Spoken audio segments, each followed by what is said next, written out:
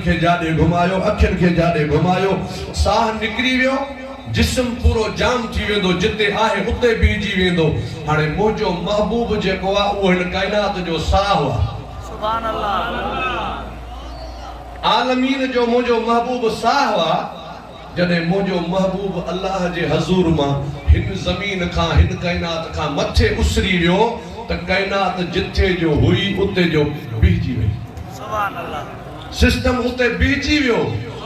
ऐं महबूब ख़ैर जो वापस आया उतों कम अगते शुरू थियो मालूम थियो त मुंहिंजो मोहम्मद करीम अॼु असां में मौजूद आहे सुभान अल्लाह हबीब असां में मौजूद न हुजे हा रबीउल अव्वल पूरो ई कोन थे हा सूमर जो ॾींहुं पूरो ई कोन थे हा अञारो इंतज़ार करे करे ज़िंदगियूं गुज़री वञनि हा पन वण जो लुॾे कोन हा हवा हले कान हा सिस्टम सॼो रुकजी वञे हा छो जो जहान जी जेका जान आ उहो मुंहिंजो मोहम्मद करीम 18 साल मुंहिंजो हबीब मथे आ वापस मोटी आयो आ निज़ाम अॻिते शुरू थियो आ सुबुह वारो टाइम आ जीअं मुंहिंजा महबूब मके पाक में आया दरवाज़े ते पहुता त दरवाज़े ते हिकिड़ी माई आ जेका गंढ रखियो ऐं गंढ जे मथां मथो ॾे वेठी आ मुंहिंजे महबूब करीम पुछो माई केरा अर्ज़ करे थी कुर्बान वञा मां मुसाफ़िर औरत आहियां मुसाफ़िर कीअं आई आहियां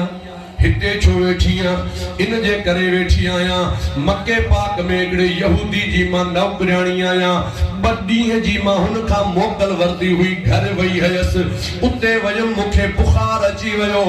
टियों ॾींहुं बि थी वियो चौथों बि ॾींहुं थी वियो राति पोइ मोटी आई आहियां यहूदी मूंखे अचण कोन थो ॾे मुंद सियारे जी आ मां सॼी राति हितां जे चङनि मुड़सनि जे दर ते वई आहियां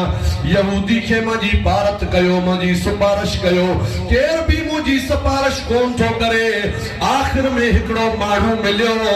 उन माण्हू मूंखे चयो माई इन यहूदी खे केर बि सिफारिश कोन कंदो पर मदीने में हिकिड़ो नौजवान अल्लाह जो नबी आ जंहिंजो ज़मीन ते नालो मोहम्मद आ अर्शन ते नालो अहमद आ